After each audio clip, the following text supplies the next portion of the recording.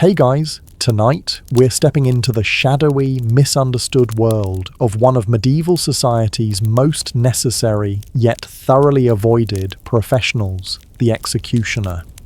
You've probably seen the movie version, a hooded figure standing tall on a platform, dramatic music swelling as the crowd gasps in suspense. But real life, far less glamorous.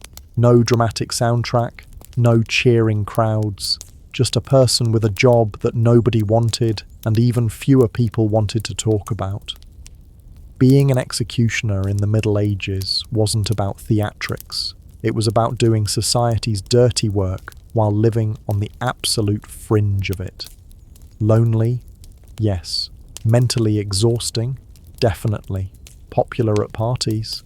Not even close. So, if you're curious about what life was really like behind the hood, stick around. It's a strange, somber, and surprisingly human story that history tends to whisper about when it's not actively looking the other way. Before we journey into this shadowy corner of history, take a moment to like this video and subscribe, but only if you enjoy these historical bedtime narratives. I'd also love to know where you're watching from and what time it is there. It's always cool to see the global community gathering for these nightly historical explorations. Now, dim your lights, perhaps light a candle for ambience, and let's ease into tonight's historical journey together. You were born into the unenviable lineage of the town executioner. No prestigious titles, no respected craft traditions, no admiring neighbors. Just the family's notorious reputation and the heavy inheritance of tools designed for ending human life. Your cradle wasn't adorned with family crests or colourful toys, but perhaps sat in the corner of a modest home where neighbours avoided visiting and local children were warned not to approach. Your earliest memories aren't of village festivals or playful afternoons in the town square. Instead, you recall the hushed conversations that stopped when you entered a room, the way mothers pulled their children closer when your father passed by, and the isolated cottage where your family dwelled, typically at the edge of town, as if physical distance could somehow contain the spiritual contamination of your father's profession. While other children in the village were learning to play games and help with farming, your education began with understanding the tools of execution. By age 7 or 8, you weren't playing with wooden swords or learning to tend sheep, but instead observing your father as he maintained the family's grim implements. Your father, a man who spoke little and smiled less, didn't believe in shielding you from the realities of your future profession. Better to understand now, he might mutter, showing you how to properly care for an axe blade or inspect the integrity of a rope. Your official apprenticeship typically began around age 12, though in truth you'd been an observer long before that. The ceremony, if it could be called such, might consist of your father silently handing you your first pair of leather gloves. Protection not just for your hands, but a symbolic barrier between you and the acts you would perform. The weight of those gloves felt impossibly heavy, laden with generations of family obligation and societal necessity. Your playmates weren't the village children who had long since been forbidden from associating with the executioner's child. Your companions were the ravens that gathered near your isolated home, perhaps drawn by some primal understanding of your family's connection to death. Your playground wasn't the village green, but the workshop where tools were maintained and occasionally tested on livestock carcasses to ensure clean cuts, a practical necessity that did nothing to improve your family's reputation for ghoulishness. The other village children received education in practical crafts or farming techniques. You received lessons in anatomy, where the spine could be most efficiently severed, how the neck should be positioned for a clean beheading, the proper height for a gallows to ensure a swift end rather than a slow strangulation. These weren't lessons of cruelty, but of efficiency and, in a strange way, mercy. A skilled executioner was one who could deliver death quickly, minimizing suffering. A concept that would be lost on those who viewed your profession with horror and disgust. Your father, the master executioner, wasn't a man given to excessive emotion or lengthy explanations. His vocabulary consisted primarily of terse instructions and occasional grunts of approval when you demonstrated proper technique. His teaching method was straightforward. Demonstrate once, expect competence quickly, and express disappointment with a look that could make your stomach clench tighter than any physical punishment. He'd been taught by his father in exactly the same way. A generational transfer of grim knowledge passed down with the same solemnity as royal succession. Holidays existed for other families, religious festivals, seasonal celebrations, market days. These were times when your family remained particularly secluded, knowing that your presence would dampen others' festivities. While village children received small treats or enjoyed special meals on feast days, you perhaps received a rare moment of rest or a slightly better meal than usual. Celebration in your household was muted, constrained by both practical necessity and the weight of your social position. The concept of childhood friendship was foreign to you. Other parents ensured their children kept their distance, fearing both spiritual contamination and social consequences of association with the executioner's family. Your isolation wasn't just physical, but deeply emotional.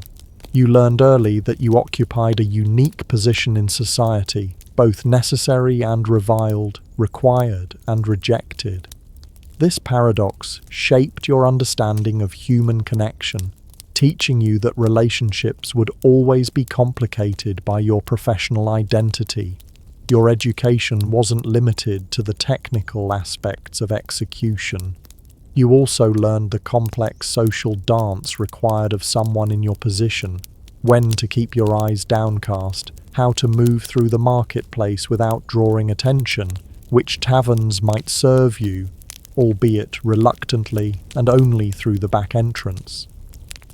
You learned to read the subtle signs of discomfort in others, to anticipate rejection before it occurred, to exist in the margins of a society that simultaneously required your services and wished you didn't exist. The psychological preparation was perhaps the most challenging aspect of your training.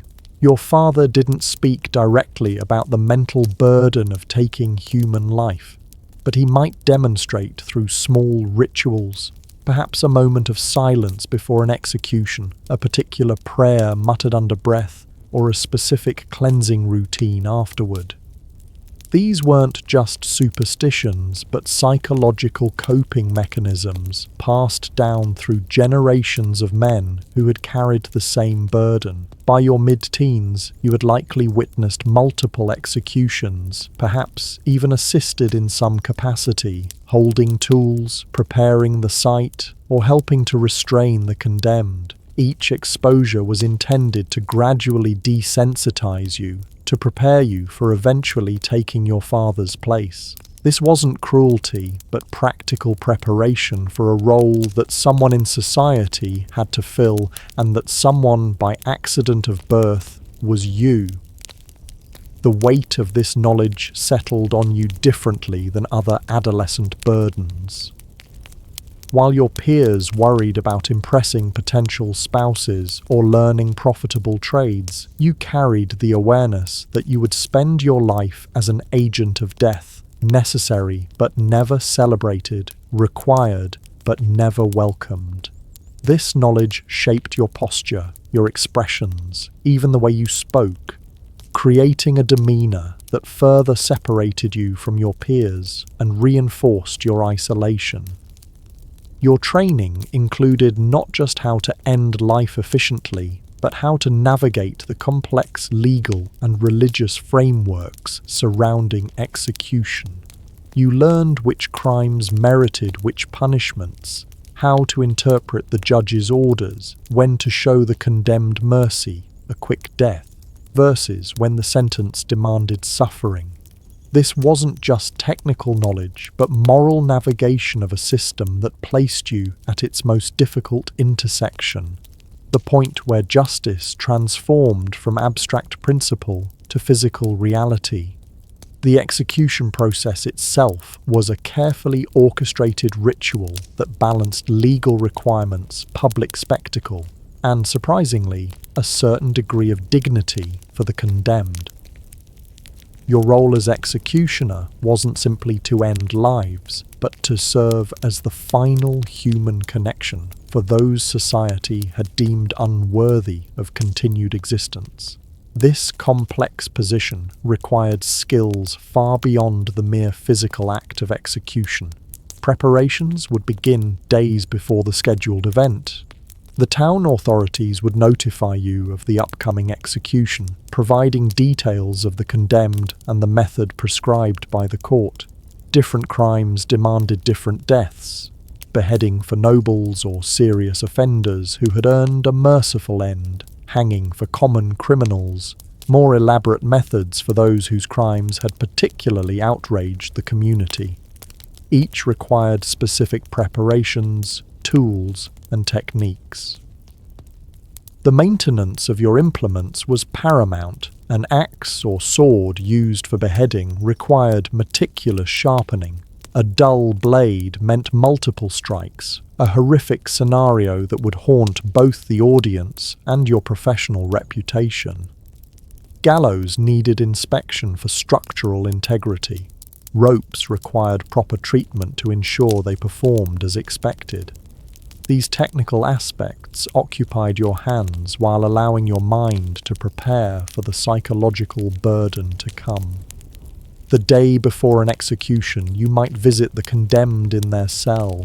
This wasn't standard procedure everywhere, but many executioners established this practice, ostensibly to assess the physical condition of the prisoner, their size, strength, likely resistance, but also serving a more human purpose.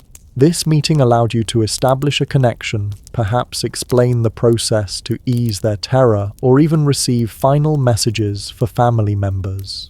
Some executioners offered small comforts: a cup of ale, a prayer, or simply the dignity of honest conversation about what was to come. The relationship between executioner and condemned was uniquely intimate.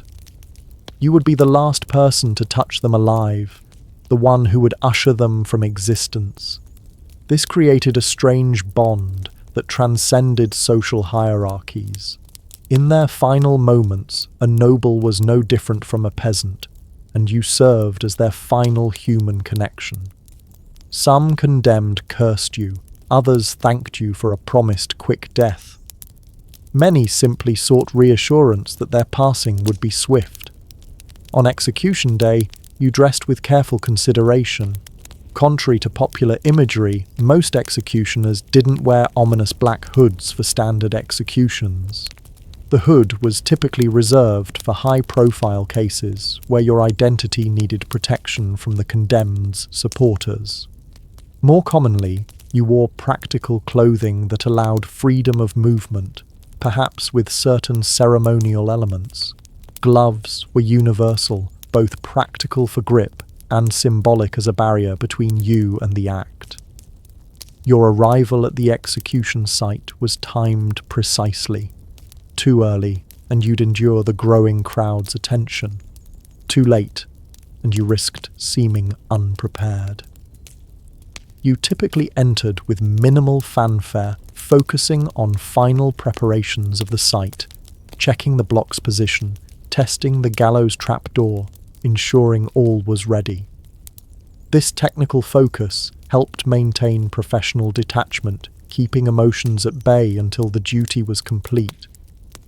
The crowd at executions represented all levels of society, from nobles watching from comfortable windows to peasants jostling for better views. Their mood could range from carnival-like excitement to somber witness, depending on the condemned's crimes and standing in the community. As executioner, you were acutely aware of this audience, not just witnesses to justice, but judges of your professional skill. A clean, quick execution maintained public order. A botched one could incite the crowd's displeasure or even violence. The arrival of the condemned created a palpable shift in atmosphere. Often accompanied by religious figures offering final comfort, the prisoner would make the journey from jail to execution site, sometimes with dignity, sometimes struggling against their fate. Your role during this procession was to remain impassive, a neutral agent of the law rather than a personal enemy. This professional detachment was crucial for both your psychological well-being and the proper functioning of the justice system. The formal reading of the sentence preceded the execution, a legal requirement that transformed the killing from murder to justice. During this recitation, you made final mental preparations, focusing on the technical aspects of the task ahead. Your concentration was absolute. A moment's distraction, a slight misjudgment of angle or force, could transform a quick death into a prolonged ordeal that would haunt both the crowd's nightmares and your professional reputation. The moment of execution itself required perfect synthesis of technical skill, physical strength, and psychological focus. For beheadings, you needed to gauge the precise angle and force required for a single clean stroke. For hangings, the calculation of drop distance based on the condemned's weight determined whether death came quickly from a broken neck or slowly from strangulation. These calculations weren't academic, but intensely practical, the difference between a good death and a horrific spectacle. After the act came the formal pronouncement of death, sometimes your responsibility, sometimes that of attending officials. This legal declaration marked the transition from person to corpse, from justice being served to justice having been served. Your professional duty complete, you would clean and store your implements, perhaps perform personal rituals of cleansing or prayer, and prepare to retreat from public view until the next time your services were required. The aftermath of an execution affected different executioners in different ways. Some sought solace in drink, others in prayer, many in the simple routines of family life. Whatever your method of coping, you carried the weight of your actions, not guilt necessarily, as you were merely the instrument of the court's decision, but the profound awareness of having been the agent that severed a human life from existence. This burden accumulated over time, marking executioners with a solemn demeanour that further separated them from ordinary society. The disposal of the body varied according to local custom and the severity of the crime. Some condemned were granted proper burial in consecrated ground. Others were denied this comfort as part of their punishment. In certain cases, the body might be displayed as a warning or subjected to additional posthumous penalties. Your involvement in these procedures varied by region and circumstance, but generally, once death was confirmed, your official duties ended, and you could retreat from the public eye. The execution process revealed the strange paradox of your position. You were simultaneously the most important and most reviled figure in the ceremony of justice. Without you, the law's ultimate sanction could not be carried out, yet your necessary role made you a pariah. You were the embodiment of authority's final power, yet you yourself held no authority. This contradiction defined not just the execution process, but your entire existence in medieval society. Essential yet ostracized, powerful yet powerless, the visible hand of justice that justice itself preferred to keep hidden. The social status of the medieval executioner was perhaps the most burdensome aspect of your profession, a complex position of simultaneous necessity and rejection that created a psychological weight as heavy as any physical tool you wielded. You occupied a unique place in the social hierarchy, one that defied simple categorization and ensured a lifetime of isolation punctuated by moments of terrible visibility. In the strictly ordered medieval world, most people understood exactly where they belonged. Nobles commanded, clergy prayed, merchants traded, craftsmen created, peasants toiled. You, however, existed in a strange liminal space. You weren't quite a craftsman, though your work required skill. You weren't a legal official, though you carried out the law's final judgment. You were something altogether different, a necessary anomaly in the social fabric, a walking reminder of authority's ultimate power that authority itself preferred to keep at arm's length. Let's be clear about your standing. You ranked below the lowliest peasant in social desirability. The local priest might preach about the dignity of all vocations in God's plan, but even he would schedule your confession for odd hours when other parishioners wouldn't encounter you. You were tolerated rather than accepted, a necessary function rather than a respected person. This rejection wasn't just unpleasant, it formed the fundamental backdrop of your entire existence. This social isolation began with your physical location. Executioners typically lived outside town walls or at the very edges of settlements, often near other undesirable locations like tanneries or slaughterhouses.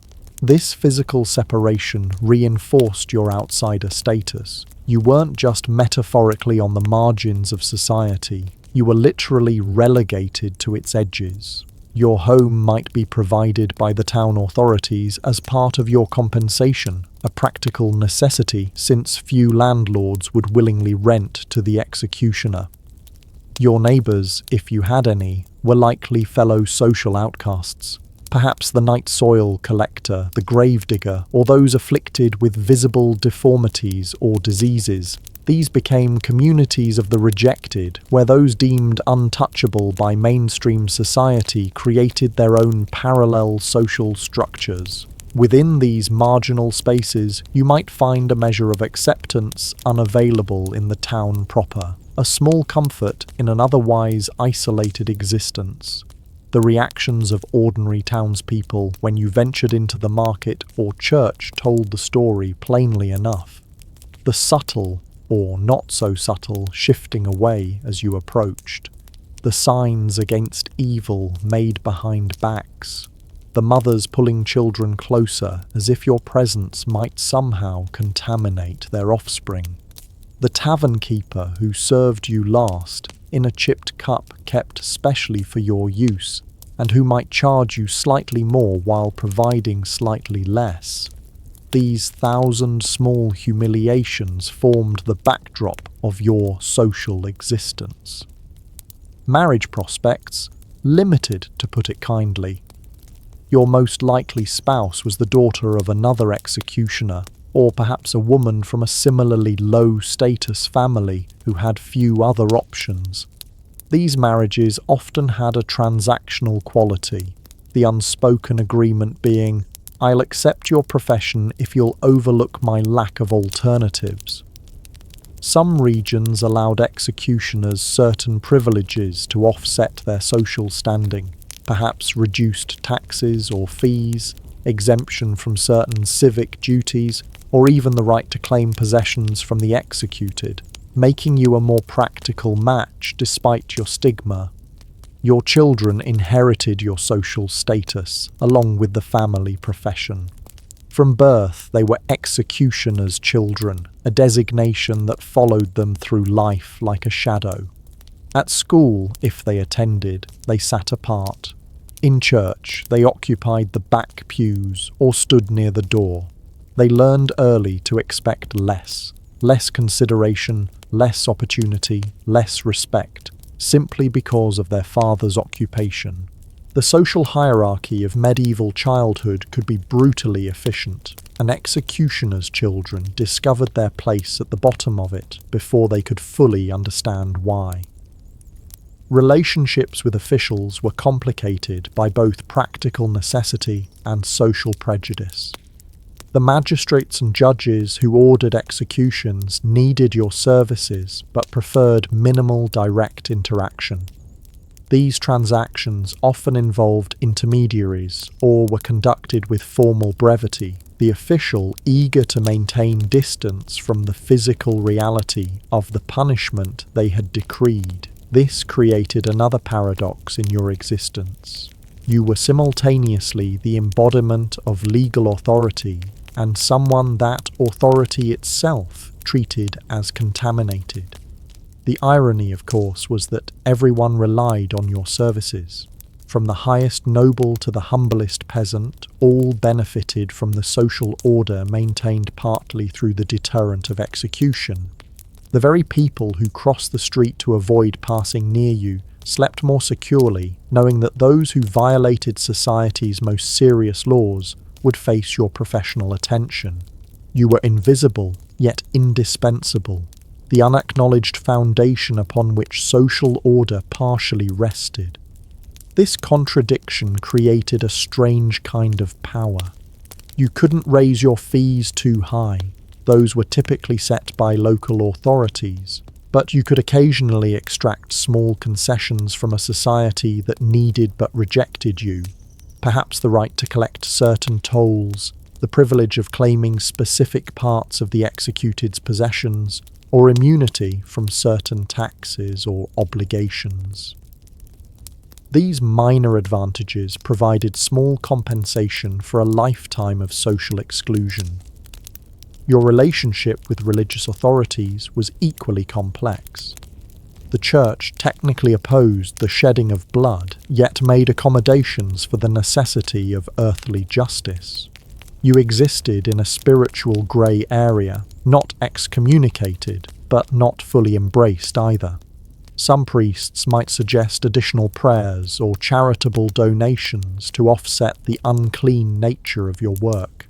Others might use your profession as a convenient metaphor for sin in their sermons. The executioner as the embodiment of divine judgment, a theological framing that did little to improve your daily social standing. The one group that treated you with something approaching professional respect was, ironically, the criminal class. Those who lived outside the law understood its consequences intimately and often developed a strange code of honor regarding the executioner. A professional thief might nod respectfully if passing you in the street, acknowledging the potential end of their career path. This wasn't friendship, but recognition. Two people operating on opposite sides of the same system, bound together by its inescapable logic. Over time, you developed coping mechanisms for your social isolation. Perhaps you embraced your outsider status, finding dark humour in others' reactions, or quiet pride in providing an essential service despite the lack of recognition. Maybe you created a rich inner life to compensate for limited external connections, becoming more observant, thoughtful, or spiritually inclined than your social betters might expect. Or you might have simply grown a protective callus around your heart, matching the physical calluses on your hands, a hardened indifference to the slights and sneers that accompanied your every venture into public spaces. Whatever your adaptation, you remained caught in the paradox of your existence, vital yet vilified, necessary yet neglected, the physical embodiment of justice that justice itself preferred to keep unseen. Your contribution to society was literally written in the law codes and court decisions, yet your name would never appear in any chronicle or be spoken with respect at guild gatherings.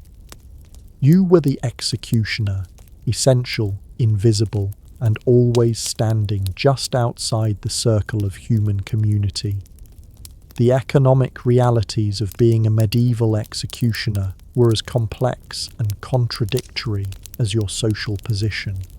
While most medieval occupations had straightforward economic models, Craftsmen sold goods, labourers sold strength, merchants sold services. Your profession operated under a unique financial arrangement that reflected society's ambivalence about your necessary but disturbing role.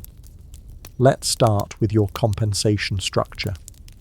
Unlike most medieval workers who negotiated prices or received wages based on market forces, your payment typically came directly from municipal authorities in the form of a fixed salary or per execution fee. This arrangement acknowledged that your services, while essential, couldn't function in a normal market environment. You weren't selling goods that customers eagerly sought, but providing a service that society simultaneously required and wished to avoid contemplating. This official salary often proved surprisingly substantial on paper. Towns recognized that the executioner needed financial incentive to offset the social costs of the profession, and that a poorly paid executioner might be susceptible to bribes or perform sloppily. Records from various European towns show that executioners frequently received compensation comparable to skilled craftsmen or minor officials, a practical acknowledgement of your essential role despite your social standing. However, this seemingly generous compensation came with significant caveats. First, you often had to cover your own expenses, maintaining execution equipment, travelling to outlying villages when required, providing your own specialised clothing. These costs could accumulate quickly, especially during periods when executions were frequent or particularly complex methods were ordered. More significantly, your official salary frequently arrived irregularly or incompletely. Town treasuries experienced the same financial fluctuations as any medieval institution, and when funds ran short, payments to socially marginal figures like the executioner might be delayed or reduced. Complaining too vigorously risked antagonizing the very authorities who provided both your livelihood and what limited social protection you enjoyed. This created a precarious financial existence despite your theoretically secure position. To offset these uncertainties, executioners typically received supplementary income through various officially sanctioned privileges. In many regions, you had the right to claim certain possessions from the executed, perhaps their clothing, personal effects, or in some cases even more valuable items. This practice, while macabre by modern standards, represented a practical solution to the problem of ensuring the executioner remained financially solvent despite irregular official payments. Another common economic privilege was the right to collect certain tolls or fees. In some towns, executioners could charge for removing animal carcasses from public areas, operating bathhouses, often combined with basic medical services, or collecting particular market taxes. These additional income sources helped stabilize your finances, but further reinforced your association with unclean or marginal activities, strengthening the social barriers that defined your existence. Your economic relationship with the condemned themselves created another unusual aspect of your financial life.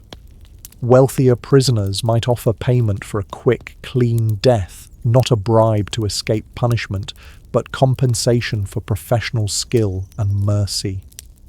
This practice existed in a grey area, neither fully sanctioned nor explicitly forbidden in most jurisdictions.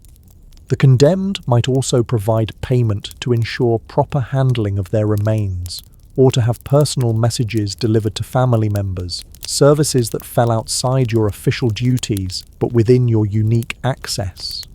The executioner's economic position was further complicated by the medieval practice of combining execution with other marginalized but necessary professions.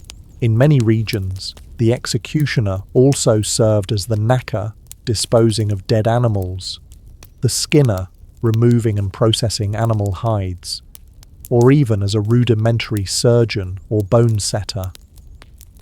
These additional roles provided supplementary income while reinforcing your social isolation, as they all involved contact with death, bodily fluids, or other contaminating elements. Your medical practice deserves particular attention as an economic factor. The executioner's intimate knowledge of anatomy, gained through the grim practicalities of the profession, created a peculiar side business. People who couldn't afford or access regular physicians might seek your services for setting bones, treating wounds, or providing remedies for various ailments. This medical practice existed in a legal grey area, tolerated because it served those with few alternatives, but never officially sanctioned or respected like trained physicians.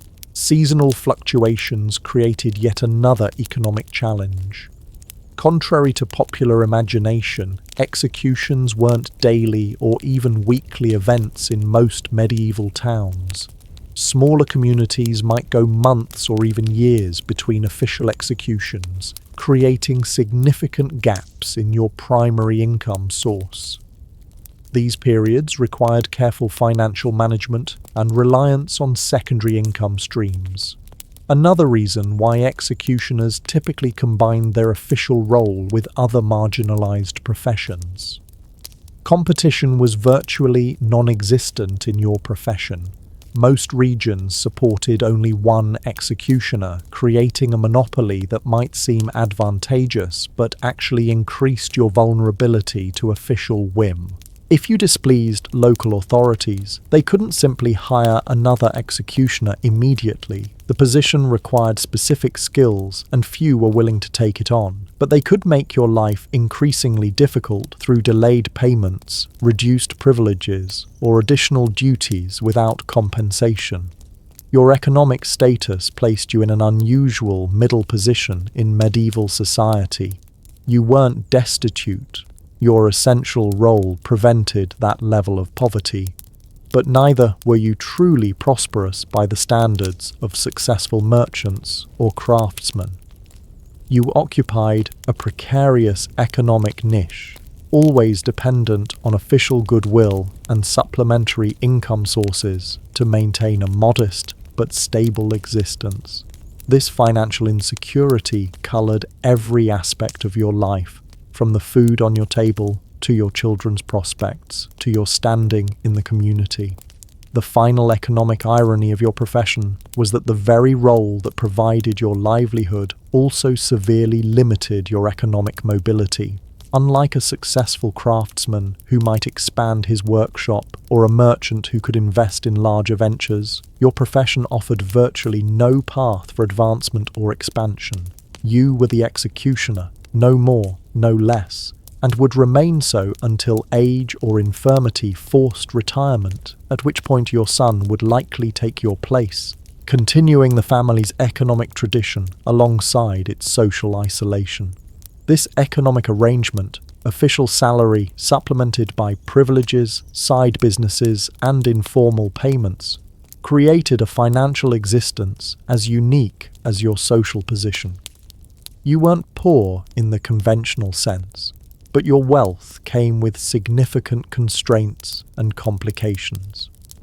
You could afford necessities and perhaps modest comforts, but your money couldn't buy social acceptance, alternative opportunities, or escape from the profession that both sustained and defined you. The psychological impact of serving as a medieval executioner created a unique burden unlike any other profession of the era. While blacksmiths might strain their bodies and soldiers might witness violence, you alone were society's designated ender of human life, a role that exacted a profound mental toll regardless of how justified the punishments might have been within the legal framework of the time. The most immediate psychological challenge was reconciling your actions with your humanity. Unlike soldiers who killed in battle, where death was mutual risk and occurred in the chaos of conflict, you delivered death methodically to restrained individuals as your primary professional function. This required developing mental partitions that medieval society provided few tools to construct or maintain. You weren't just taking lives, you were doing so as a designated representative of authority, transforming killing from a crime into a civic duty. This cognitive dissonance manifested in various ways. Many executioners developed elaborate rituals surrounding their work, specific prayers before and after executions, particular methods of cleaning tools, certain clothes worn only for official duties. These weren't merely professional habits, but psychological coping mechanisms, ways of separating the act of execution from your everyday existence. By creating these boundaries, you could be the executioner during official functions and simply a man during private moments, at least in theory. Sleep disturbances plagued many in your profession. Medieval accounts describe executioners suffering from vivid nightmares, insomnia, or excessive sleeping as the mind attempted to process the psychological burden. You might find yourself waking suddenly, haunted by the expressions of the condemned in their final moments, or troubled by doubts about whether a particular execution had been carried out perfectly. These sleep disruptions created a cycle of fatigue that further complicated your psychological state. The faces of the executed likely stayed with you in varying degrees. Some executioners reported that the first execution remained most vivid in memory, while others found that certain cases, perhaps involving the young, the profoundly repentant, or those who maintained extraordinary dignity, left deeper impressions. You might develop techniques to avoid looking directly at faces during the final moments, focusing instead on technical aspects of the procedure, but complete emotional detachment remained elusive for most. Alcohol often became a management tool for the psychological burden. Medieval records show that executioners frequently received wine or ale as part of their compensation, a tacit acknowledgement of the mental strain accompanying the role. This institutional enablement of drinking as a coping mechanism created additional problems, dependency, impaired function, health deterioration, that compounded the psychological challenges inherent to the profession. Religious conflict created another layer of mental strain. As a Christian in medieval Europe, you lived in a culture that emphasized forgiveness, mercy, and the commandment against killing. Yet your profession required you to end lives regularly at the behest of authorities.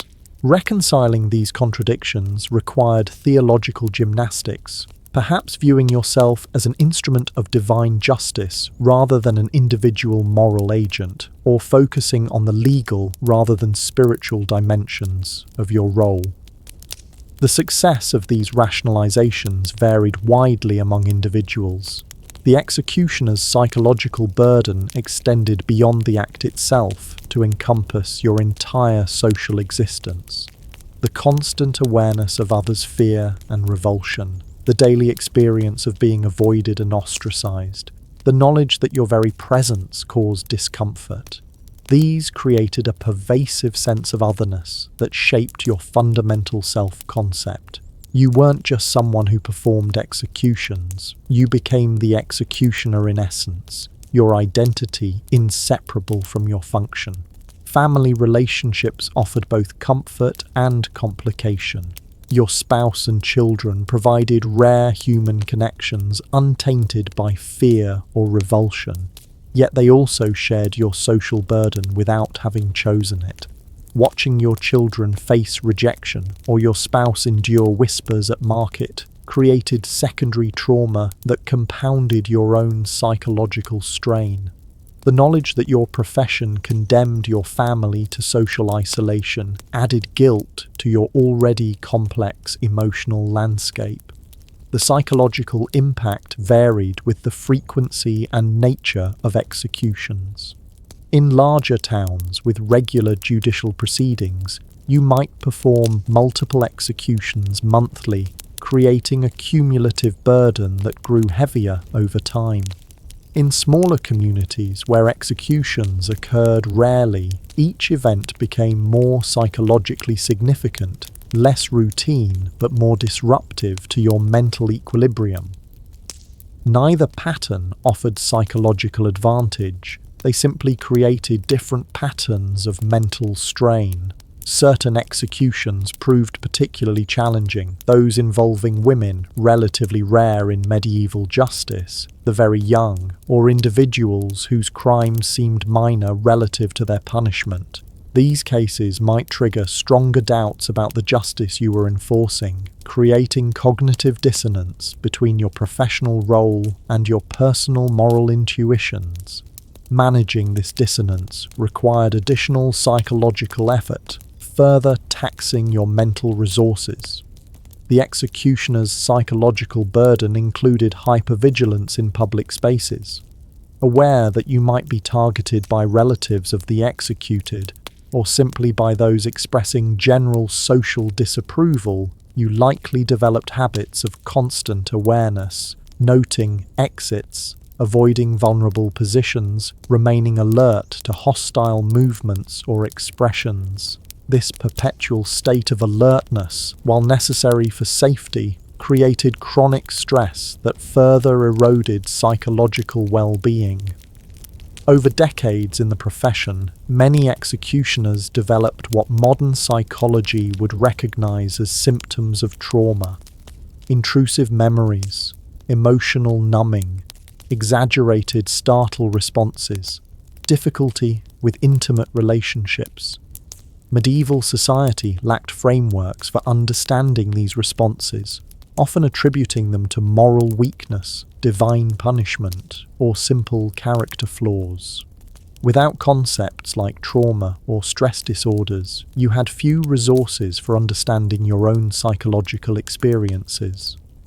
The final psychological irony of your profession was that the very community that imposed this burden offered almost no support for bearing it. Unlike soldiers who shared trauma with comrades or priests who had confessors for their spiritual burdens, you carried your psychological weight largely alone. The social isolation that defined your existence extended to your mental suffering, creating a solitary struggle that few outside your profession could comprehend. This psychological burden wasn't incidental to being an executioner, but central to the experience, as defining as the technical skills or social stigma. You weren't just performing a function, but absorbing the emotional weight of society's most extreme punishment, serving as both the instrument of justice and the repository for collective discomfort with its consequences. This mental toll represented perhaps the heaviest price of your profession, an invisible burden carried alongside the very visible tools of your trade. Your tools as a medieval executioner weren't merely implements, but extensions of legal authority, physical manifestations of society's ultimate sanction. Unlike the blacksmith's hammer or the carpenter's saw, tools that created, yours were designed specifically for ending human life efficiently. This created a relationship with your equipment that was simultaneously intimate, practical, and deeply symbolic.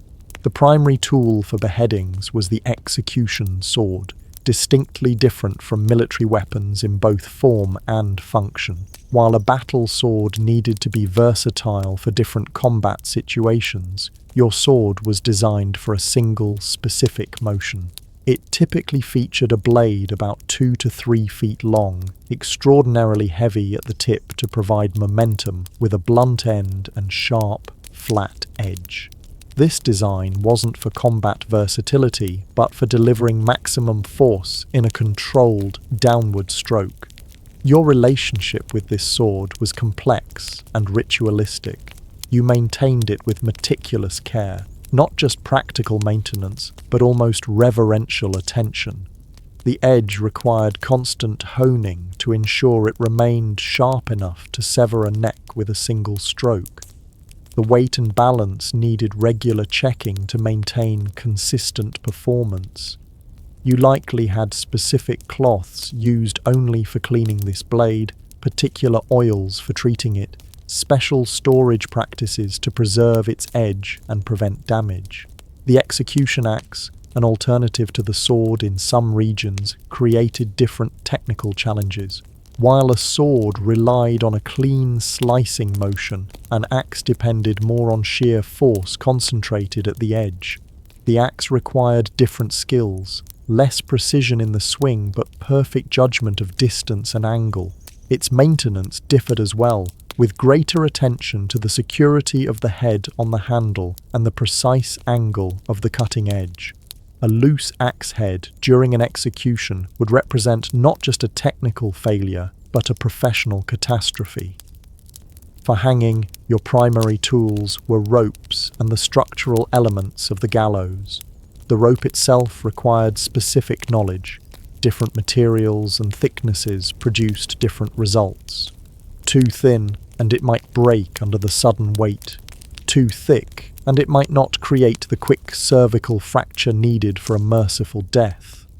You learned to select, treat, and maintain ropes with the same attention a musician might give to instrument strings, understanding that their performance directly affected the humaneness of the death you delivered. The gallows structure demanded regular inspection and maintenance. The drop platform needed to release smoothly and instantly when triggered. Support beams required checking for rot or weakness that might cause catastrophic failure during an execution. The height of the crossbeam determined the potential drop distance, which you calculated based on the condemned's weight to ensure death came from a broken neck rather than slow strangulation. A grim mathematics that became second nature over years in the profession. For more elaborate executions, you maintained specialized equipment that most people preferred not to contemplate. These implements required not just technical knowledge, but psychological fortitude to use effectively. Their maintenance and storage presented practical challenges. They needed to function perfectly when required, yet their very existence was disturbing to ordinary sensibilities. You likely kept them in secured locations, away from public view and protected from tampering or theft. Your tools required storage solutions that balanced practical needs with social realities. You couldn't simply hang an execution sword on your cottage wall or leave gallows rope coiled by your doorway. Most executioners maintained secure private spaces for their implements. Locked chests, dedicated outbuildings, or specially constructed cabinets. These storage practices were partly practical security measures and partly concessions to the sensibilities of family members and any visitors who might enter your home. The transportation of execution tools created another set of practical challenges. When required to perform duties in outlying villages or different jurisdictions, you needed to move your implements discreetly and securely. Special cases, wrapped bundles, or covered carts allowed you to transport the tools of your trade without causing unnecessary public distress or attracting unwanted attention. These transportation methods became part of your professional practice, as essential as the tools themselves. Beyond the primary implements of execution, you maintained various secondary tools, restraints for securing the condemned, blocks for positioning during beheading, specific clothing or cloths used during the procedure. Each had its purpose and required appropriate care. The execution block, for instance, needed to be the proper height and angle to position the neck correctly while providing stability. Too high or low, too angled or flat, and the procedure became more difficult and potentially less merciful. Your tools carried symbolic weight beyond their practical function. When you appeared at an execution with sword or axe in hand, you weren't simply bringing implements but embodying the full weight of legal authority. The physical presence of these tools transformed the proceedings from theoretical justice to imminent reality. The condemned might have maintained hope or denial until the moment they saw your equipment prepared, the ultimate confirmation that their sentence would indeed be carried out. The relationship between executioner and tools extended beyond the professional into the personal and even spiritual realms. Many executioners developed superstitions or rituals around their implements, perhaps never allowing others to touch the execution sword, performing specific cleaning routines, or saying particular prayers before using them. These practices weren't merely professional habits, but psychological coping mechanisms, ways of creating mental distance between the tool, its purpose, and your own moral identity. The inheritance of tools from father to son created another dimension in this relationship. When you received your father's execution sword or other implements, you weren't just acquiring equipment, but accepting a physical manifestation of family legacy. These tools carried the accumulated experience of generations, perhaps modifications made by your grandfather, handling worn smooth by your father's palms, techniques refined through decades of grim practice. This inheritance was simultaneously practical, well-made tools were valuable, and deeply symbolic of your place in the family tradition. Your tools required financial investment and represented significant value. A well-crafted execution sword might cost the equivalent of several months' salary, an expense typically covered by municipal authorities rather than the executioner personally. This financial arrangement reinforced the understanding that these weren't personal possessions, but implements of official function. Nevertheless, you maintained and protected them as carefully as if they were family treasures, which, in a sense, they often were. The final irony of your relationship with these tools was that the implements designed for ending life often outlasted multiple generations of those who wielded them. An execution sword might serve for a century or more, passing through several executioners' hands.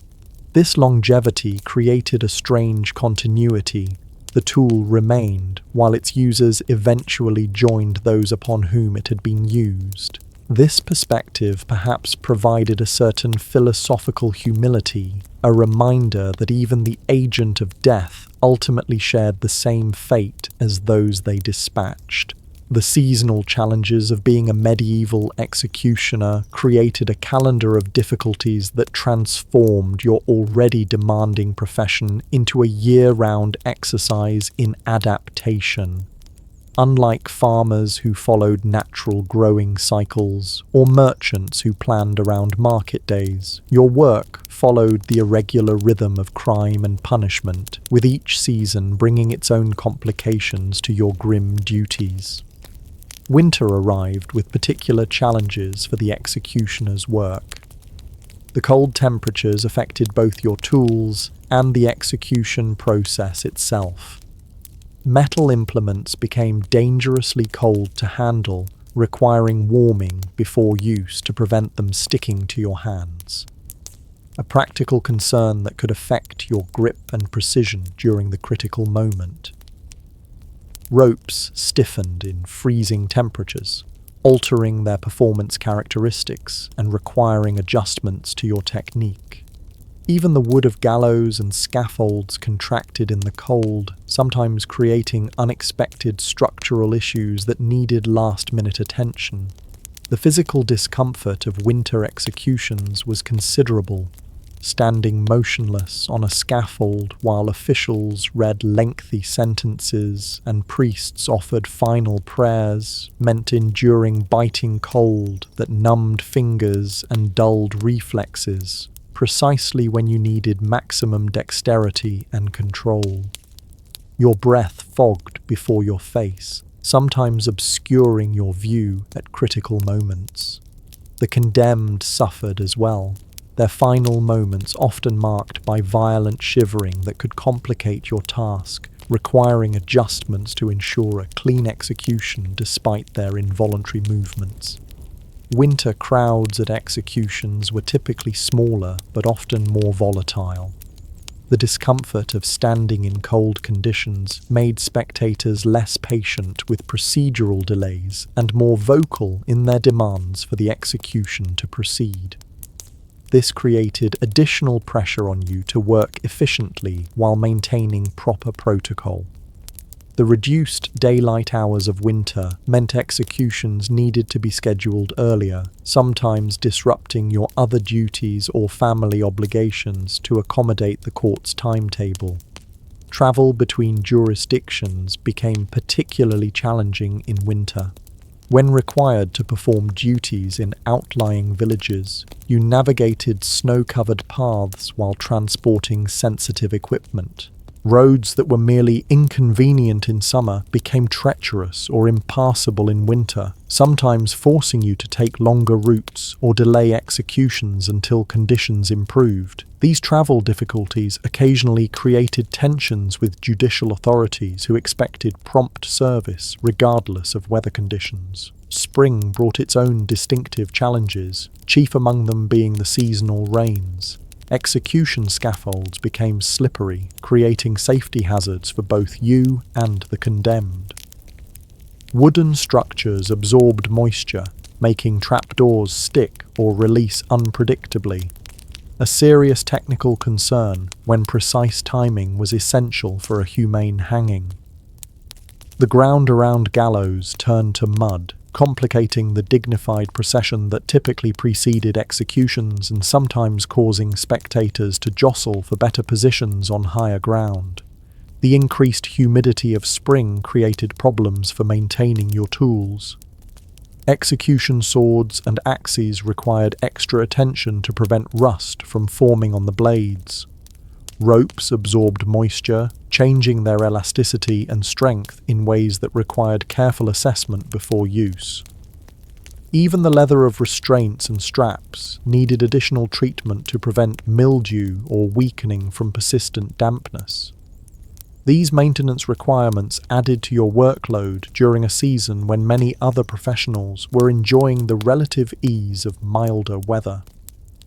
Spring also coincided with increased criminal activity in many regions. As travel became easier and markets reopened after winter, theft and other property crimes typically increased. This seasonal surge in crime eventually translated to more frequent executions as cases moved through the judicial system. The resulting increase in your official duties might be financially beneficial, but created additional psychological and physical demands during a period when your secondary agricultural or craft activities also required attention.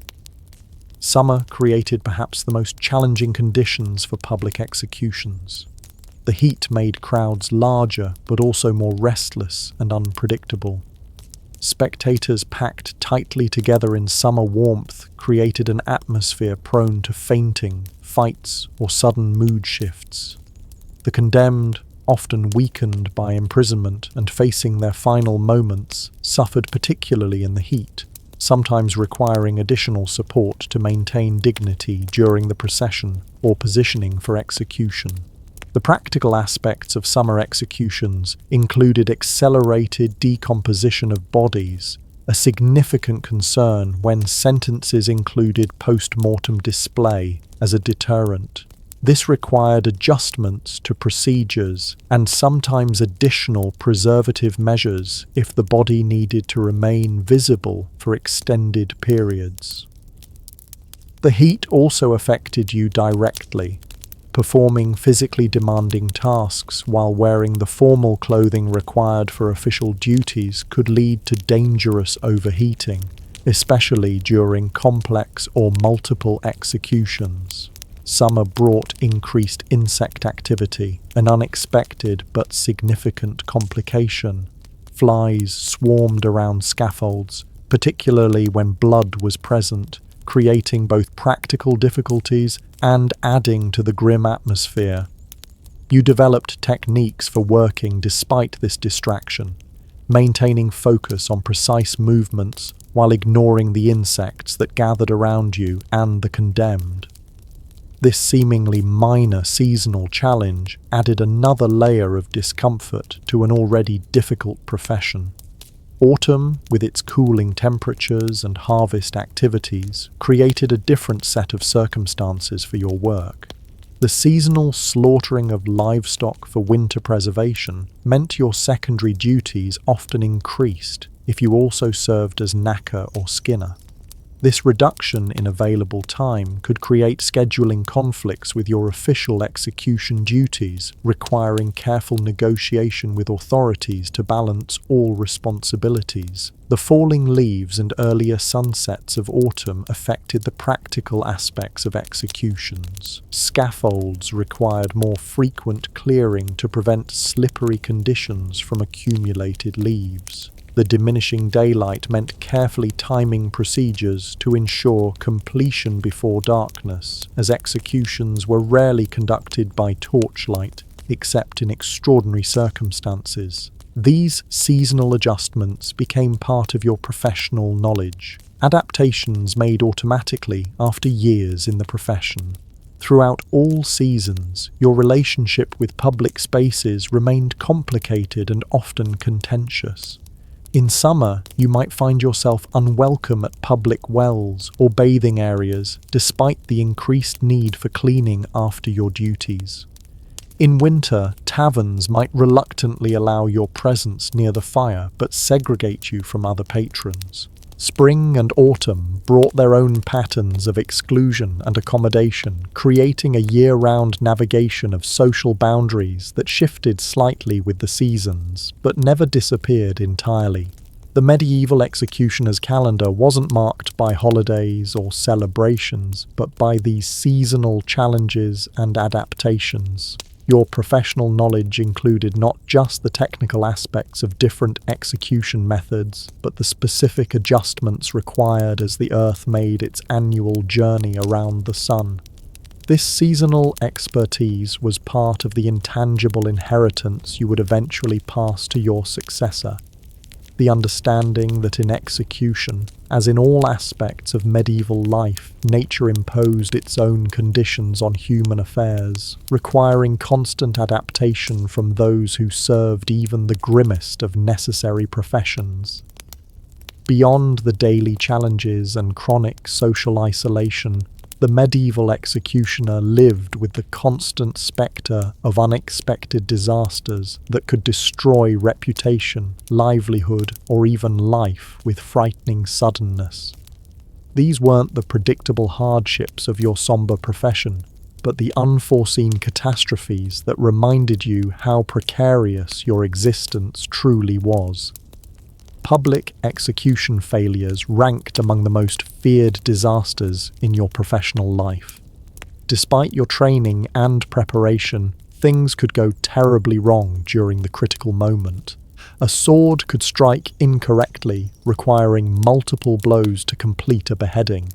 A gallows trapdoor might malfunction, creating a slow strangulation rather than a quick neck break. The rope could snap, dropping the condemned to the ground, still alive and conscious.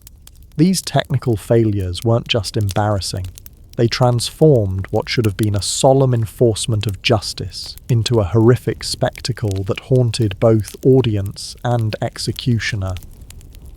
The consequences of such failures extended far beyond the immediate moment. Your professional reputation, already balanced precariously on the edge of social acceptance, could be irreparably damaged. Authorities might question your competence and seek replacement. The crowd, already volatile under normal circumstances, could become actively hostile, sometimes threatening violence against the executioner who had transformed justice into perceived cruelty through incompetence. These professional disasters created both immediate danger and long-term consequences for your livelihood and standing.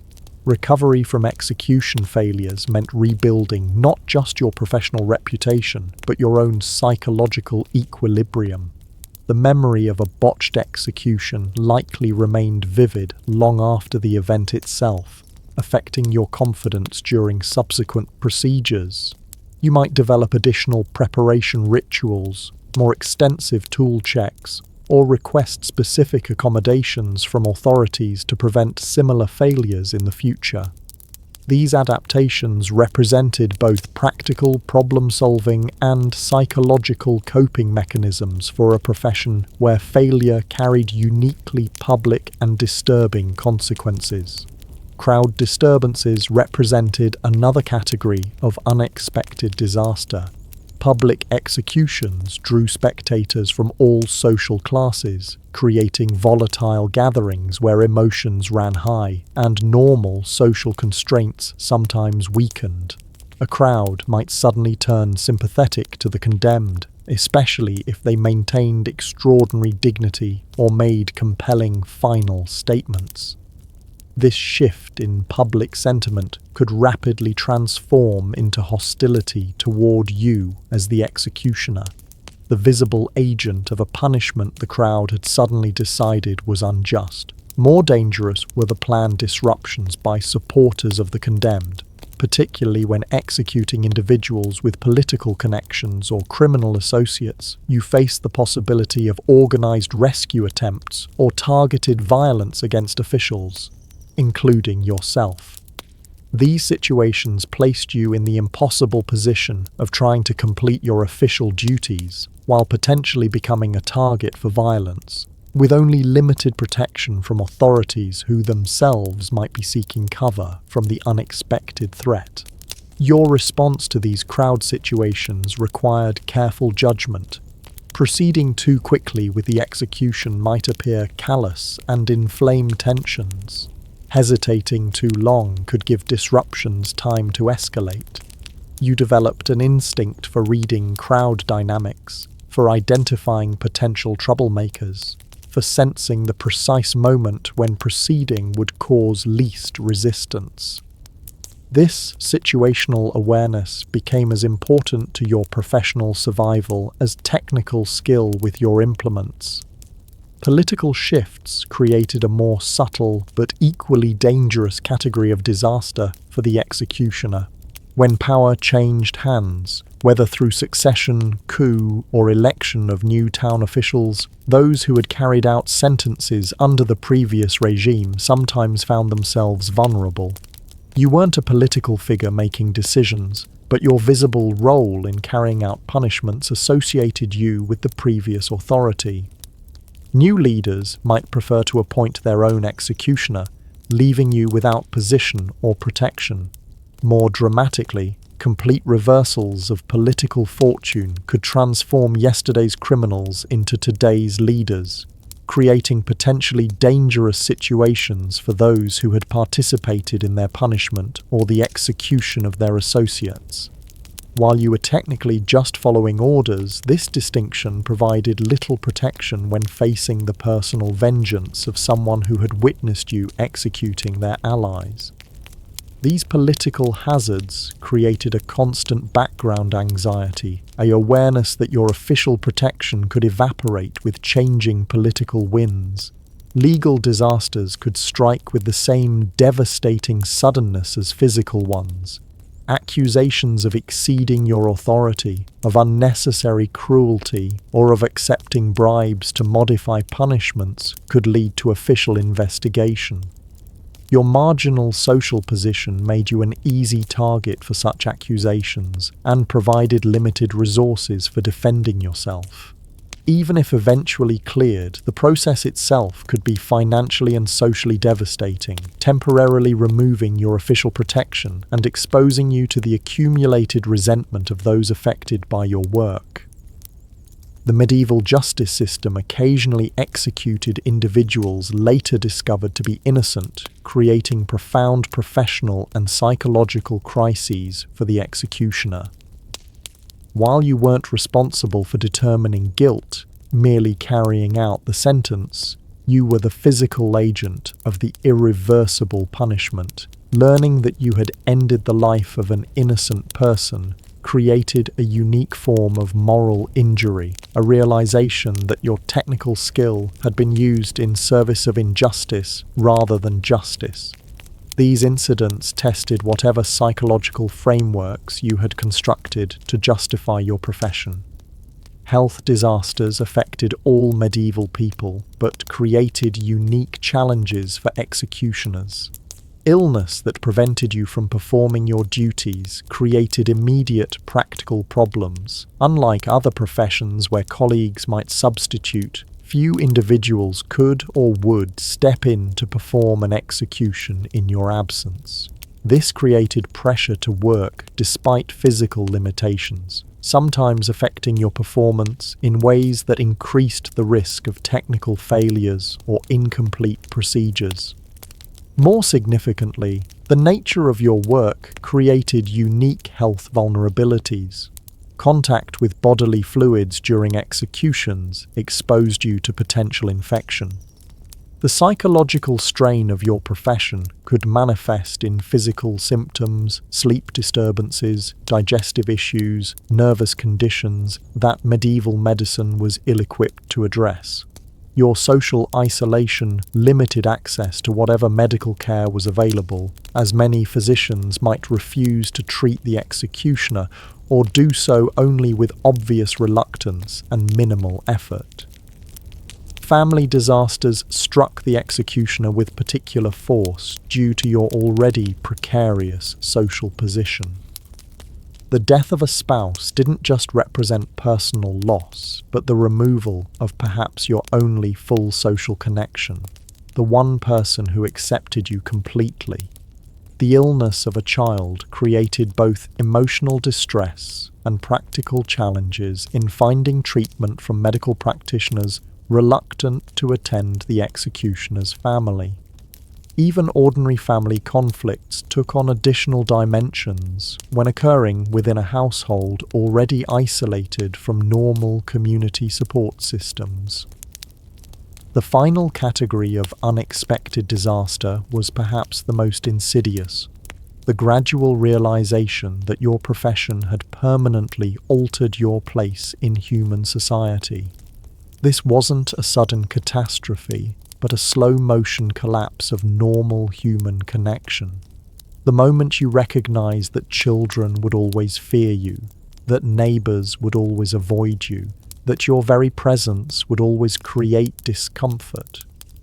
This realization represented a psychological disaster that shaped your entire existence. Throughout all these potential catastrophes, the medieval executioner developed a particular form of resilience. You knew disasters would come. It was only a question of which form they would take and when they would strike.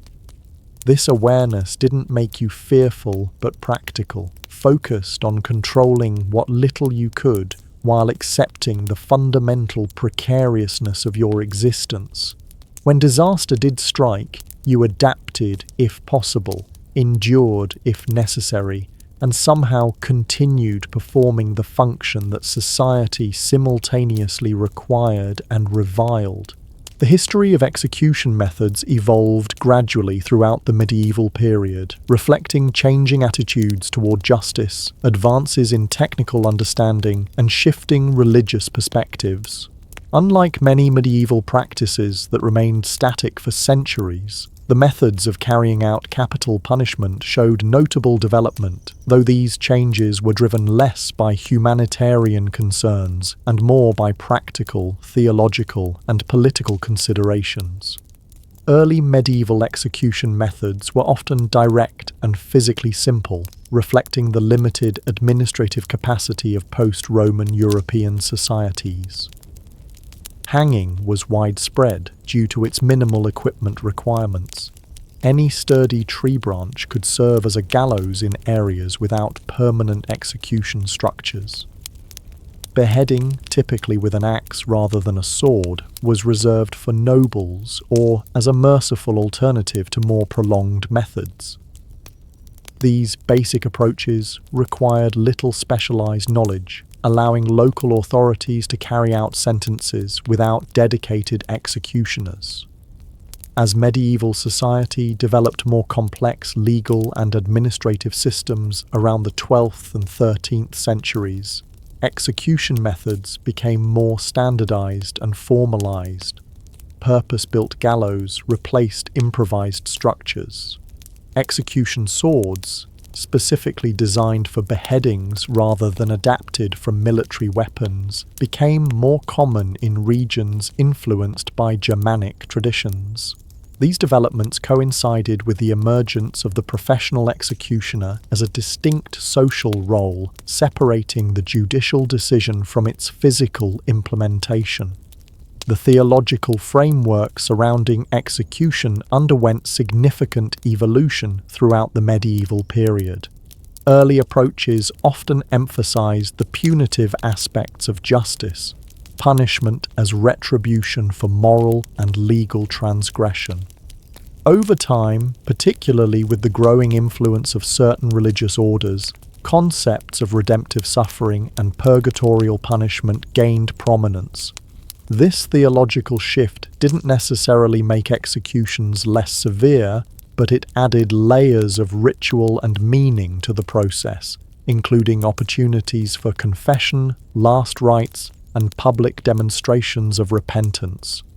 Regional variations in execution methods reflected different legal traditions and cultural attitudes. Germanic regions typically favoured beheading for serious crimes, while England relied more heavily on hanging. Southern European areas, influenced by Roman legal traditions, maintained a wider variety of methods corresponding to different categories of offence. These regional differences created distinct professional traditions among executioners, with specialised techniques and tools developing along geographical lines. The executioner's professional knowledge evolved from crude physical techniques to more precise and controlled methods. Early medieval executions often required multiple blows or resulted in prolonged suffering due to limited technical understanding.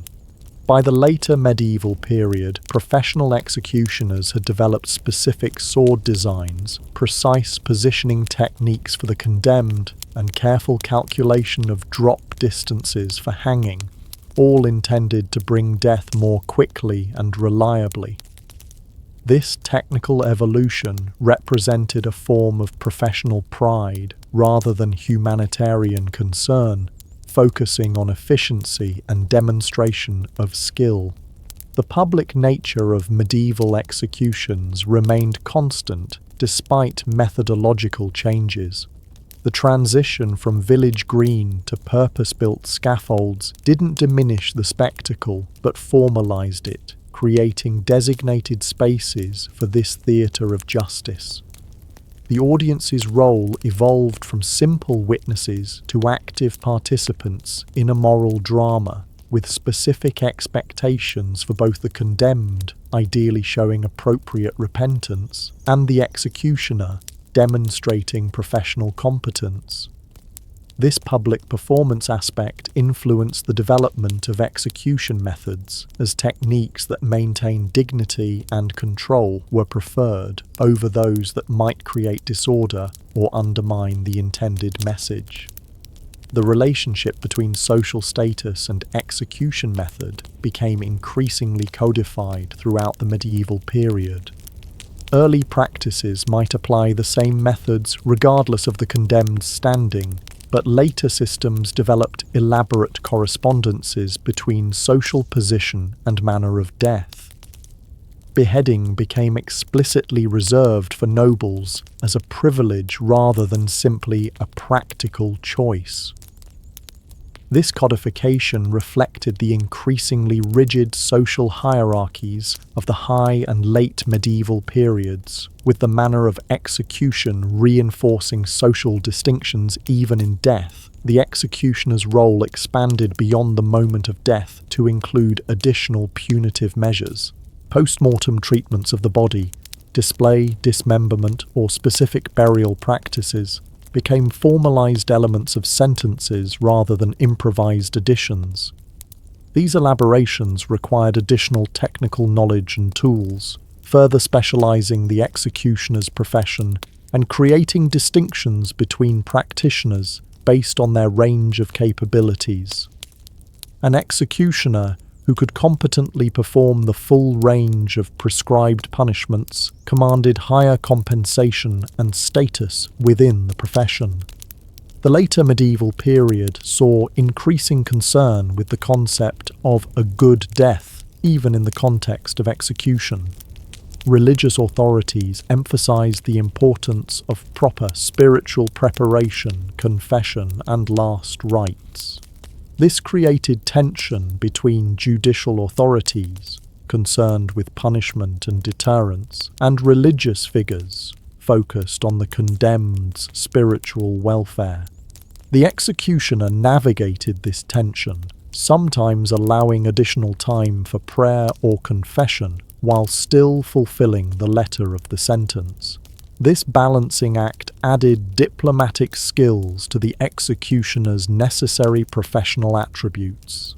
Technological innovations in execution were limited but significant. Improved metallurgy created swords better suited to clean beheadings.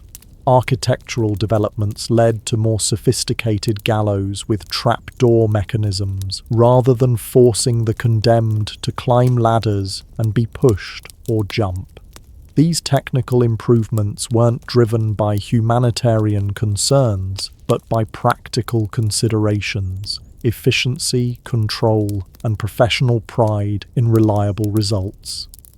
The executioner's craft benefited from these developments while remaining fundamentally conservative in its basic approaches. The medieval period never developed a unified theory or philosophy of execution.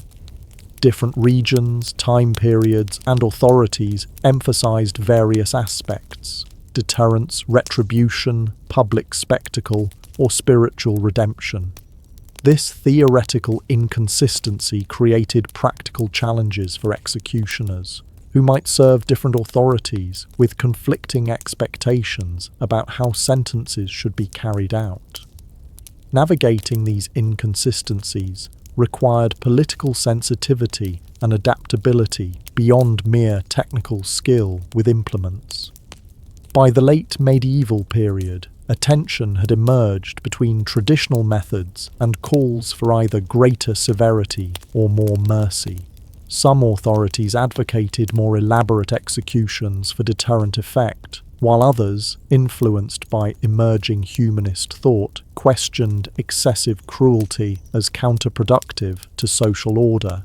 The executioner, caught between these competing perspectives, often became the practical arbiter of how severely sentences were actually implemented, exercising limited but real discretion in carrying out their duties. The historical development of execution methods reveals a central paradox of medieval justice: the simultaneous desire for both retribution and mercy, spectacle and dignity, punishment and redemption. The executioner embodied this paradox, developing techniques that could deliver death efficiently while operating within evolving frameworks of religious meaning and social hierarchy. This complex evolution created not just a chronology of methods, but a rich professional tradition that balanced technical skill, psychological insight, and cultural awareness. A tradition far more sophisticated than the simple brutality depicted in popular imagination. The legacy of your profession as a medieval executioner wasn't measured merely in the lives you ended, but in the knowledge, traditions, and social position you passed to the next generation, typically your own son. This inheritance was simultaneously valuable and burdensome, a professional tradition that provided livelihood while imposing inescapable social isolation. The family business of execution created a lineage as distinct as any noble house, though considerably less celebrated by medieval society.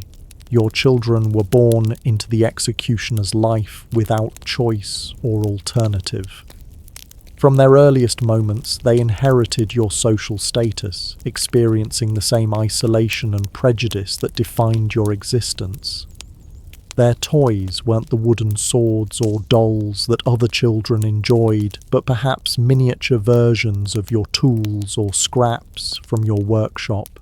Their playmates weren't village children who were forbidden from associating with the executioner's offspring, but perhaps the children of other social outcasts, or simply each other, creating a closed family unit defined by its separation from broader society. The training of your children began informally, almost as soon as they could understand basic instructions. Small tasks at first, caring for tools, preparing materials, observing procedures from a safe distance. These weren't just chores, but the first steps in a lifelong apprenticeship.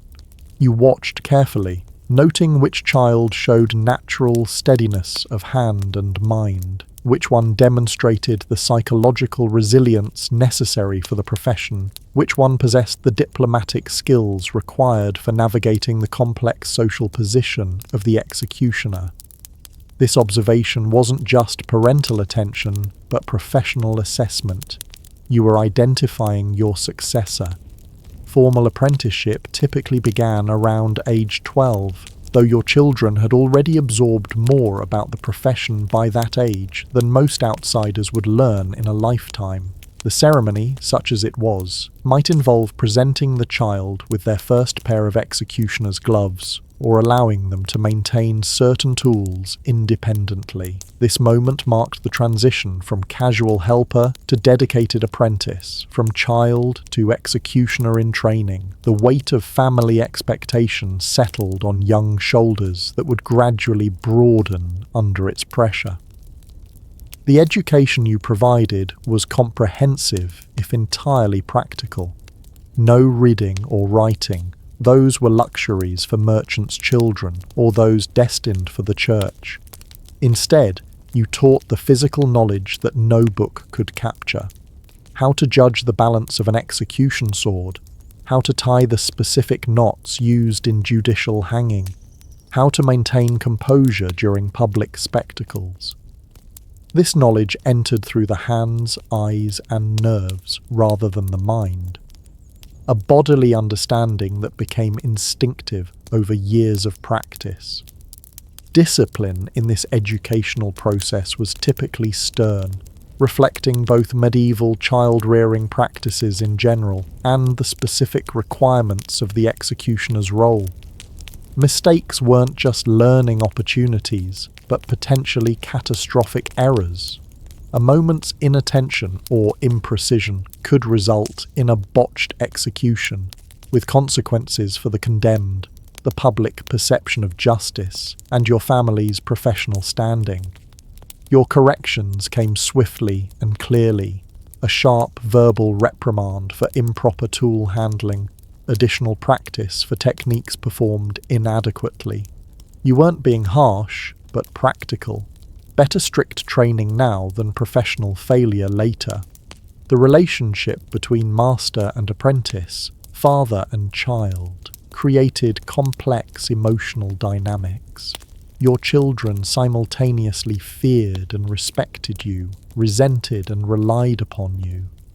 You were their primary model of adulthood, their source of both approval and criticism, their gateway to eventual independence through mastery of the trade. This dual relationship, familial and professional, created bonds that were powerful, if not always comfortable, forged in the shared experience of social isolation and professional necessity. As your children grew, their responsibilities increased gradually, matching their physical development and accumulated skill. By their mid-teens, they could assist in preparations for executions. By their late teens, they might perform certain procedures under supervision. This progression wasn't just professional development, but a slow transfer of authority and knowledge, preparing them for the day when they would inherit not just your tools, but your position as the community's executioner. Not all children adapted equally well to the family trade. In almost every executioner's family, there was at least one child who struggled with their predetermined path. Perhaps they were more sensitive to social rejection, more troubled by the psychological burden of the work, or simply dreamed of a different life beyond the limitations of the executioner's role. These struggles took various forms: reluctance during training, questioning of practices, or in extreme cases, attempts to seek apprenticeship in another trade, or even another town where their family connection wasn't known. The fate of these reluctant heirs varied widely. Some eventually accepted their destiny, finding ways to accommodate their reservations within the necessary performance of their duties. Others found roles adjacent to execution, perhaps focusing on the medical aspects of the executioner's knowledge or specializing in non-lethal punishments. A few successfully established alternative lives, particularly if they had relatives in other trades who might take them in. Many, however, found that their family connection to execution limited their options severely, creating a choice between accepting the family profession or facing destitution.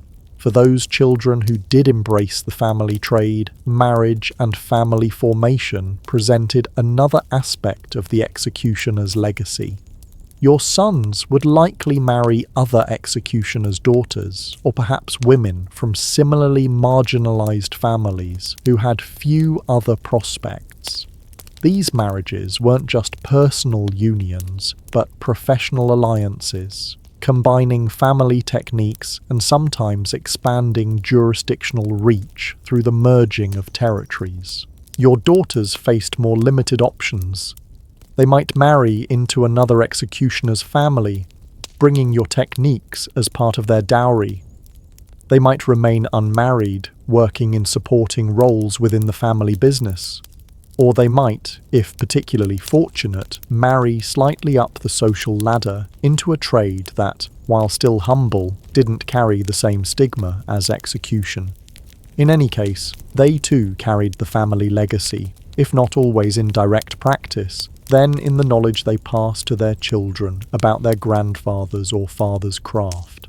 The transmission of specialized knowledge formed the core of your legacy. Each executioner's family had its particular techniques, methods for handling specific challenges, approaches to the psychological aspects of the profession. These weren't written down, but passed orally and through demonstration, creating lineages of knowledge as distinct as any noble family tree. Your children absorbed not just the standard practices known to all executioners, but the specific innovations and adaptations developed by your ancestors and yourself through generations of experience. This knowledge wasn't shared freely outside the family. In an era without professional certifications or formal training, secrecy was the only way to maintain your position and livelihood. Certain techniques might be performed only when trusted family members were present. Specific approaches to difficult situations might be communicated through coded language or private family terminology. This secrecy added another layer to the family bond. You were united not just by blood and occupation, but by shared knowledge that outsiders couldn't access. As you aged and your body began to fail under the accumulated strain of decades in the profession, the practical aspects of legacy became increasingly important. The transition of authority from father to son, typically the eldest, though sometimes a younger child who showed greater aptitude, was rarely abrupt. Instead, responsibility shifted gradually as your physical capabilities declined and your heir's experience grew. You might retain nominal leadership while delegating more physically demanding tasks, preserving your dignity while acknowledging reality.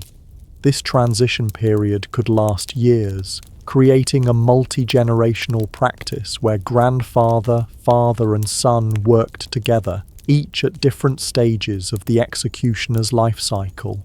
The oldest provided wisdom and oversight, the middle generation handled primary responsibilities, the youngest performed the most physically demanding tasks. This arrangement maximized the utility of each family member while providing a living demonstration of the profession's continuity across time. Your final legacy as an executioner was perhaps the most poignant, the psychological inheritance you passed to your children. They absorbed not just your techniques, but your coping mechanisms, your philosophical justifications, your methods for bearing the weight of society's ultimate sanction. Looking at your adult son was like seeing your younger self, knowing that he would follow the same trajectory of social isolation and moral complexity that you had experienced. This wasn't just professional similarity, but a kind of psychological inheritance, the profession reshaping each generation in its image.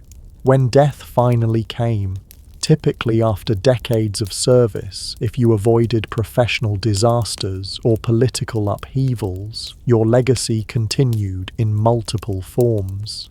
The physical tools passed to your heirs, often with specific items designated for particular children based on their skills and specialties. The knowledge you had accumulated and refined throughout your lifetime remained alive in the practices of those you had trained. The social position you had occupied transferred to your successor, who stepped into the complex role of necessary outcast that had defined your existence. And perhaps, most enduringly, your legacy lived on in the continuation of an ancient function that, despite its troubling nature, remained essential to medieval concepts of justice and social order. You were one link in a chain stretching back to antiquity and forward into futures you couldn't imagine. Your individual service, skill, and knowledge formed part of humanity's collective legal heritage, an anonymous but vital contribution to the systems that made organized society possible. No songs celebrated your work, no monuments marked your achievements, but the quiet functioning of legal authority testified to the value of your difficult, isolated, essential craft. And so we reach the end of our somber journey through the life of a medieval executioner. As you drift towards sleep, perhaps with a newfound appreciation for your own career choices, let's reflect on what we've learned about this essential yet reviled medieval profession. The executioner held a truly unique spot in medieval society, both completely essential and entirely avoided. You were like the Wi-Fi router of justice. Nobody wanted to sit next to you, but heaven helped them if you stopped working. You were justice personified, just not the part anyone wanted to invite to the festival. This contradiction shaped your entire life. You weren't just another tradesman. You were the living, breathing plot twist no one wanted to acknowledge in public. Everyone needed you, but no one wanted to make eye contact while buying vegetables. Psychologically, this job came with baggage, and not the carry-on kind. Unlike soldiers who could blame adrenaline, or hunters who could blame hunger, you were professionally scheduled to end lives, cleanly, publicly, and ideally with no second swing.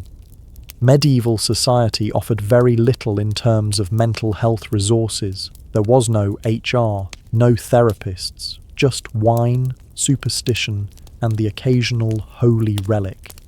You remembered the faces, the last words, the eye contact. You couldn't exactly bond over that with the blacksmith.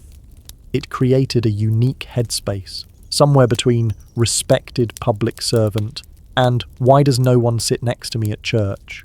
Socially, you lived on the edge of town, literally. Your house came with a natural scent barrier and plenty of space, because your neighbours made very sure you had elbow room. You upheld law and order, yet people treated you like a plague rat in human form. Imagine doing your civic duty and still getting side-eyed at the marketplace like you personally cursed the apples. Financially, it was the medieval version of middle management. Steady paycheck, zero chance of promotion, and no company feast invitations. You weren't starving, but let's just say nobody was carving your face into a cathedral anytime soon. You were stuck in history's least glamorous Goldilocks zone, too useful to fire, too taboo to celebrate. Your tools? Oh, they mattered. A chipped execution sword wasn't just unprofessional, it was a PR disaster. You kept everything razor sharp, meticulously cleaned, and terrifyingly well labelled.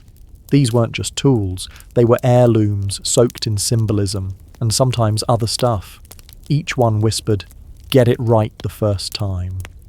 And then came the seasons. Winter, frozen ropes and frost-bitten fingers. Summer, angry crowds, fast-rotting corpses, and smells you can't unremember. Spring and fall brought unpredictable wind that never failed to blow something awkward into your face. Nature really leaned into the theme. And let's not forget the ever-present possibility of total disaster.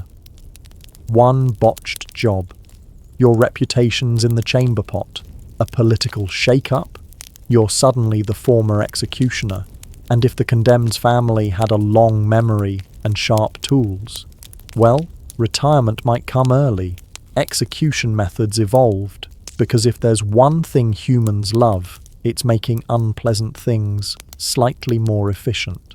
Over time, your job became more technical and less chaotic, not because anyone wanted to be nicer, just because it made the show run smoother. You weren't becoming more humane. You were becoming better at hitting your marks. You passed this legacy down to your kids. Congrats. It's a family business. No pressure. Just a lifetime of psychological burden wrapped in social rejection, with some rope work on the side. You weren't a noble house. You were the house of hanging things. Less glamorous, more gag reflex. The emotional paradox was real. Society condemned what you did, but only after it handed you the job. You did what others couldn't, then got blamed for doing it. It's the ultimate don't shoot the messenger situation, except in this case, you were the messenger, the bullet, and the guy who cleaned up afterward. And sure, justice had to be done, but someone had to get their hands dirty. Spoiler, it was you. The judge gave the speech, the crowd gasped, but you made the sentence real and then went home to eat alone. Your story is a quiet one, not heroic, not celebrated, but absolutely vital.